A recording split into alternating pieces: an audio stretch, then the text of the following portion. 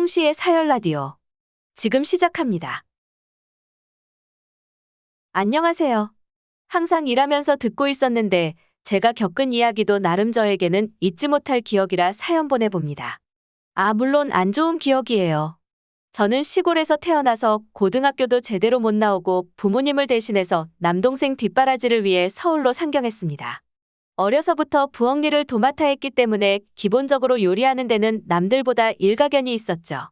그렇게 저는 파출부나 식당 참모 자리를 전전하며 닥치는 대로 돈을 긁어 모았습니다.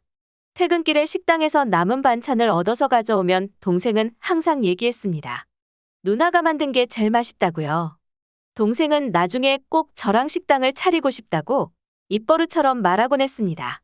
그렇게 동생은 전역 후 학교 지원 프로그램으로 해외로 유학을 가게 되었습니다. 동생도 유학길에 올랐고 더 이상 죽어라 일할 필요도 없어졌기에 주말 정도는 저도 혼자 서울 구경도 다니고 했습니다.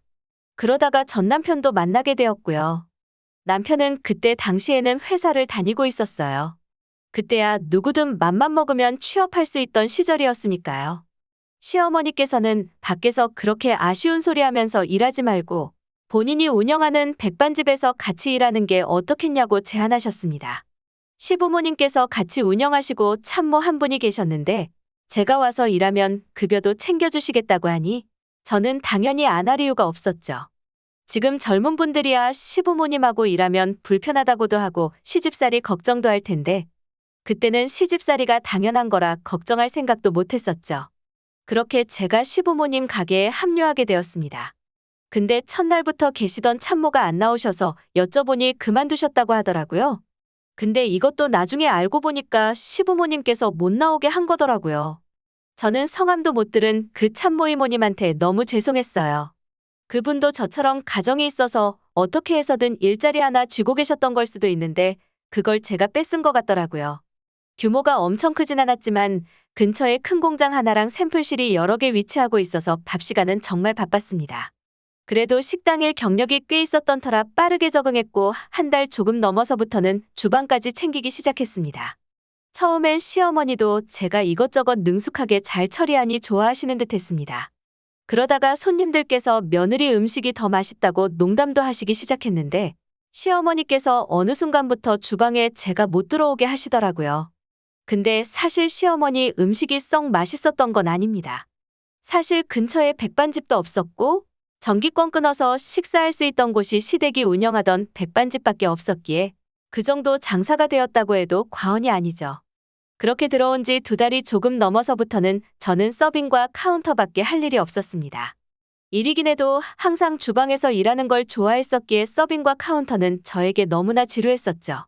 오시던 손님 중에 한 분이 제가 담그는 깍두기가 정말 맛있는데 뼈해장국집 한 곳을 알려주시면서 그 집 깍두기도 정말 맛있으니까 저보고 시간 날 때 한번 가서 먹어보라고 하더군요. 주방에서 일하는 것만큼 맛있는 음식 먹는 것도 좋아했기에 주말에 쉬는 날 찾아가서 먹어봤습니다. 깍두기도 깍두기인데 뼈해장국이 정말 맛있더라고요. 사장님에게 다가가 얘기했습니다. 면목동에 있는 백반집에서 일하는데 손님이 추천해줘서 왔다고요. 근데 음식이 정말 너무 맛있다고요. 인상이 좋으셨던 사장님은 제 말에 잘 대꾸해주시면서 오랜만에 만난 것처럼 친절하게 대해주셨습니다. 그러다가 사장님께서 저에게 제안을 하시더라고요. 금요일 저녁과 토요일 저녁에 와서 일할 생각이 있냐고요. 저는 1초도 고민 안 하고 바로 하겠다고 했습니다. 왜냐면 저에게 잘 챙겨주시겠다고 했던 시어머니께서는 3달 가까이 되어가는 기간 동안 저한테 땡전 한 푼 주신 적이 없었거든요. 저도 나중에 아이 생기면 써야 될 돈도 준비해야 하고 노후 준비는 나중 일이라고 해도 저는 일단 나중에 동생이 돌아와서 자리라도 잡으려면 필요할까 싶어서 무조건 돈을 모아야 하는 상황이었습니다. 그렇게 저는 평일 낮은 시부모님 식당에서 일을 하고 금토 저녁에는 감자탕집에서 주방 일을 보았습니다. 사장님께서는 제가 손재주도 좋은데 간도 잘 보고 센스가 있다며 가게 레시피까지 다 알려주시더라고요. 제가 다 배웠다고 도망가면 어쩌시려고 그러냐는 질문에 사장님께서 얘기하시더라고요.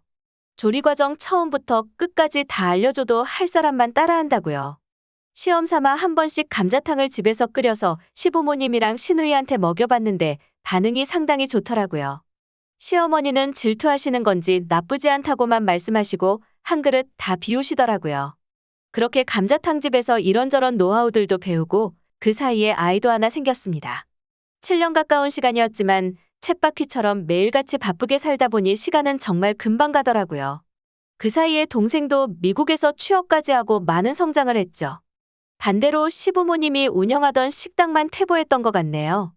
제가 3년 정도 일하면서 손님하고 싸우는 것만 10번도 넘게 본 것 같아요. 다른 것도 아니고 음식에 문제가 있어서 불평을 제기한 손님에게 싸우듯이 따지기를 반복하셨고, 그 결과 4년째 되던 해에는 식당이 문을 닫았습니다. 자리가 괜찮았던 곳이라 기본만 했어도 충분히 먹고 살 수 있는 자리였는데 아깝더라고요. 근데 시어머니가 질투만 있는 게 아니라 고집도 세서 제 얘기는 안 들으시더라고요. 시어머니와 다르게 감자탕집 사장님은 제 기술들을 높게 사셨어요. 급여도 잘 챙겨주셨고요. 시누이가 집에서 놀고 있었기에 실제로 시댁살림은 남편과 제가 벌어오는 돈으로 먹고 사는 거였죠. 그러던 어느 날 동생이 한국에 들어왔습니다. 한국을 떠난 지 8년 만인가 9년 만이었죠. 제가 해준 음식이 먹고 싶다던 동생을 시댁으로 초대하기는 좀 그래서 차라리 제가 일하던 식당으로 불렀습니다. 동생은 제가 끓여준 감자탕과 깍두기를 먹다가 한참을 말없이 뚝배기만 바라보더라고요. 처음엔 얘가 미국에서 양식만 먹다 와서 입에 안 맞나 했습니다. 조심스럽게 입에 안 맞으면 억지로 먹지 말라고 했습니다. 동생은 그런 게 아니라 누나 손맛이 너무 그리웠다고 하더라고요. 저랑 동생은 다행이라고 웃고 있는데 사장님 혼자 감동이라며 눈물을 보이시더라고요. 그렇게 동생이 2주 남짓 한국에 머무는 동안 매일같이 식당으로 찾아와서 밥을 먹었습니다. 그러다가 동생이 제안하더라고요. 자기가 돈 보태줄 테니까 식당 할 생각 없냐면서요. 동생에게는 남편과 상의해보고 알려준다고 했지만 남편이라고 모은 돈이 있을까 싶더라고요. 남편이 자기도 모아둔 돈은 없지만 자기가 일 그만두고 퇴직금 받아서 보태줄 테니까 자기랑 같이 하는 게 어떠냐고 하더라고요. 저는 너무 좋다고 했죠. 다른 사람도 아니고 남편이니까요. 하지만 남편이 누구 아들인지 제가 깜빡했던 게 문제였죠. 처음엔 크게 잡음 없이 시작하는 듯 했습니다. 일하던 곳 사장님께서도 저한테 공급받는 업체부터 해서 모든 걸 다 알려주셨어요. 그동안 열심히 해줘서 고맙다며 꼭 대박나라면서요. 자리도 집에서 걸어서 다닐 수 있는 곳이었고 모든 게 완벽하다고 생각했는데 메뉴 때문에 남편과 삐걱거리기 시작했습니다. 제가 자리를 얻은 곳은 그렇게 큰 곳도 아니었고 저는 당연히 감자탕과 뼈해장국만 판매하려고 했습니다. 하지만 남편은 가족 단위로 올 수도 있으니까 돈가스랑 이것저것 추가하자고 하더라고요. 그래서 주방도 좁아서 설비 더 넣을 자리도 없고 내가 잘하는 메뉴도 아니며 무엇보다 상권이 그런 상권이 아니라고 했습니다. 요식업이라고는 해본 적도 없는 남편은 그렇게 빡빡우기다가 자기 의견 반영 안 해줄 거면 같이 안 한다고 돈 내놓으라고 생떼를 쓰더라고요. 진짜 이게 가족이 맞나 싶었습니다. 동생에게 얘기하니 동생이 한참을 고민하다가 미국 생활 다 청산하고 저랑 식당 하겠다며 한국으로 돌아왔습니다. 장사 잘 되면 좋고 망해도 자기는 다시 취업할 수 있다면서요. 그렇게 동생 돈으로 남편이 투자했던 금액 돌려줬습니다. 저희는 그렇게 인테리어까지 마치고 성공적으로 가게를 오픈했습니다. 인테리어도 비쌌지만 동생이 미국에서 보고 온 세련된 느낌으로 인테리어를 했고 가격은 일반 뼈해장국 가격이니 확실히 장사가 잘 되더라고요. 장사가 안 됐으면 남편이 참 꼴도 보기 싫었을 텐데 그래도 장사가 잘 되니까 집에 가서 남편 얼굴 봐도 그냥저냥 사라지더라고요. 애도 있는데 제가 거기서 뭘 어떻게 할 수도 없었고요. 그렇게 6개월쯤 되었을 때였습니다. 오픈했을 때도 안 왔던 시어머니가 시누이랑 왔더라고요. 한 그릇씩 내어드렸는데 웬일로 시어머니가 맛있다면서 집에서 자기도 끓여보게 좀 알려달라고 하시더라고요. 그래서 자세하게 다 알려드렸습니다.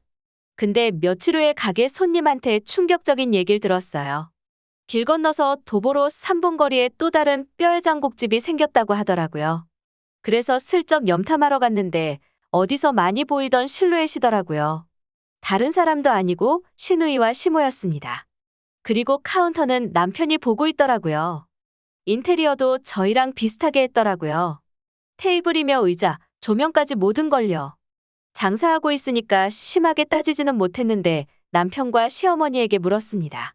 어떻게 나한테 말도 없이 이럴 수가 있냐고, 이러려고 나한테 다 물어본 거냐고요.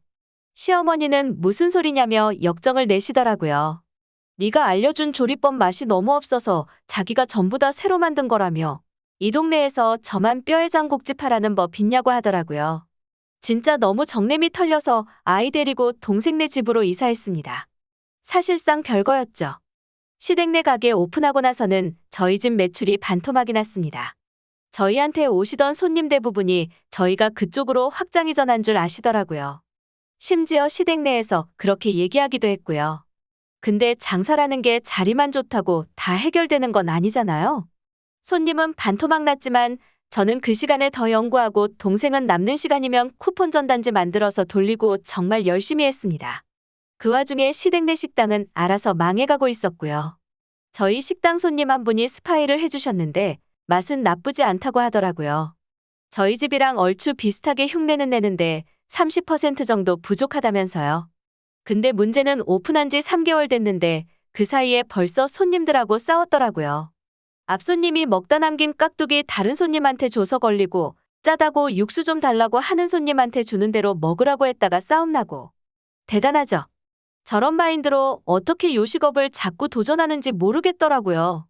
결국 시댁내는 알아서 망해갔고 저희한테 오시던 분들도 시댁내랑 연관없다는 걸 아시고 결국에는 돌아오시더라고요.